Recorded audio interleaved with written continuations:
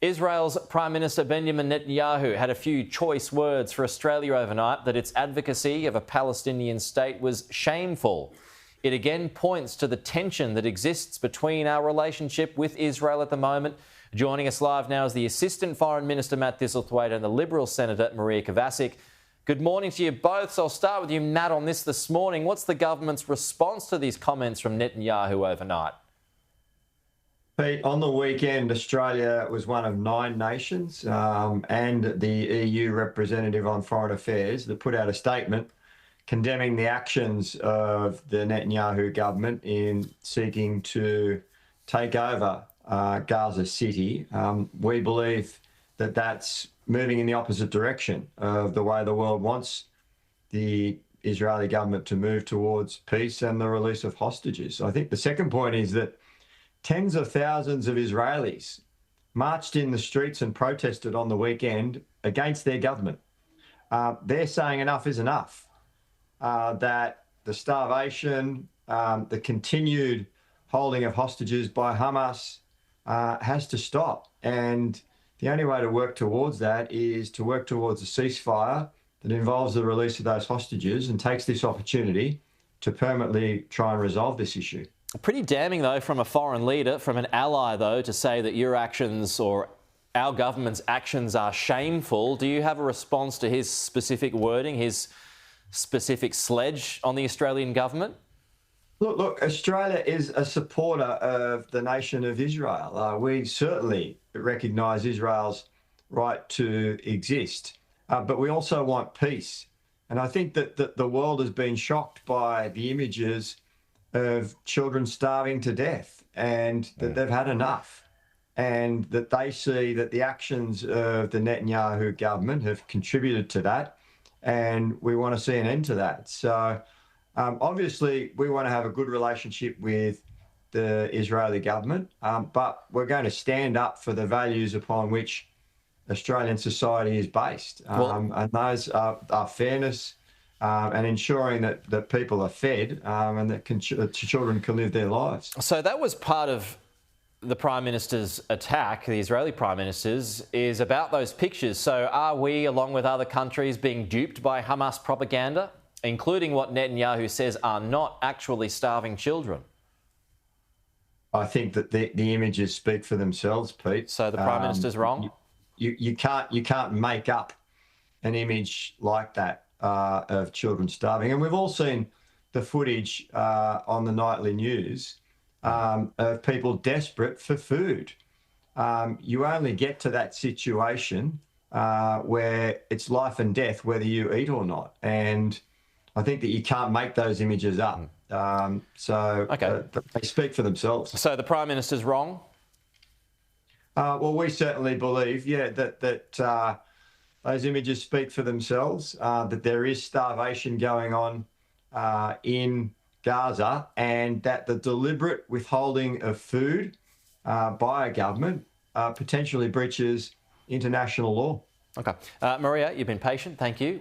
First of all, let's back things up to Prime Minister Netanyahu's comments about our government. Said the advocacy of a Palestinian state is, quote, shameful. Pretty damning, as I said to Matt there, from a foreign leader of an ally to say that about our government. But what's your response to that, first of all?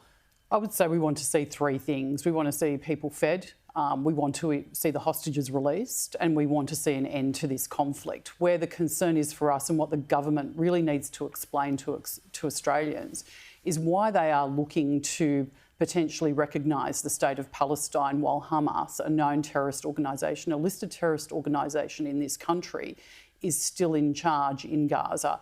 And that represents a real concern, effectively, of negotiating with terrorists.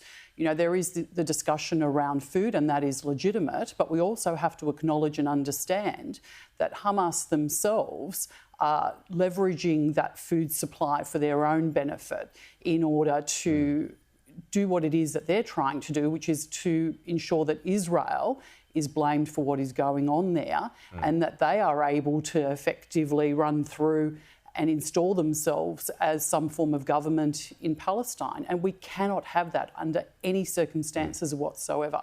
We cannot forget who they are and what they're doing, and the fact that they have absolutely refused to hand over the Israeli hostages, and that they also want the destruction of the State of Israel. So as Matt points out, pictures do speak for themselves. So when Prime Minister Netanyahu said overnight that, basically countries are getting duped by Hamas propaganda, he mentioned that perhaps some, not all of the pictures are not of starving children. Do you think he's wrong?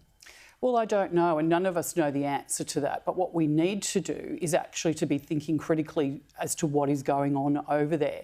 And just because Hamas is providing one piece of information, that does not mean that that is entirely accurate. We also know that they have been known historically to withhold aid. So we have to understand whether the aid that's being provided is actually going into the hands of Gazans that desperately need it, or whether it's been controlled and manipulated by Hamas, a terrorist organisation. Well, on that point, Matt, do you agree with that? It's not all black and white when it comes to the distribution of aid in Gaza. Do you agree with Maria's point? And a lot of points that are suggested overseas too, that Hamas is actually withholding aid, that it's being sold in markets for inflated prices. Yeah, Hamas is an evil organisation. They've been involved in terrorist activities, and that's why they're a prescribed terrorist organisation here in Australia. But we've also been a nation that has always stood for upholding the rules-based order and international law.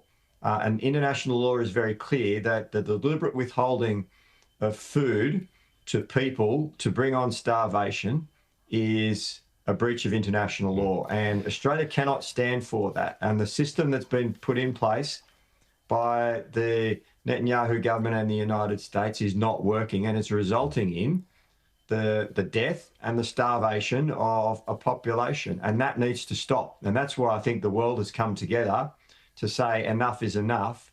There's got to be a resolution to this, and we see eventually that has to involve two states living securely side by side behind internationally recognised borders. I think we were talking about this last week, Matt, about a potential phone call between Anthony Albanese and Benjamin Netanyahu. I mean, what this attack overnight shows that there is this huge gulf in our relationship at the moment, plenty of friction there. What are the chances of getting this call?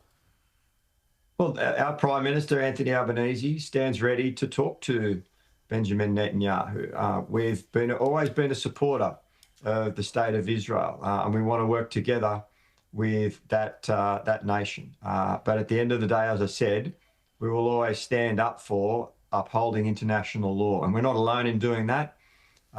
Several nations joined us on the weekend in making that statement to ensure that we do uphold international law.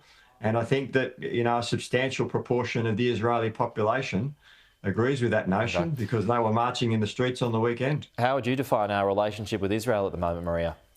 Well, I think it's pretty similar to the relationship that the Prime Minister has with some of his other global counterparts, in that he's having a lot of trouble getting phone calls. So maybe he needs to have a look at how he's conducting his relationships and a way to have them in a way that is actually more collaborative and where he can have those open discussions. And that doesn't mean always being in agreement with someone, but actually being able to have that conversation is important. And here we see that as a problem yet again. All right. Maria and Matt, good to chat as always. We'll talk to you next week. Thanks.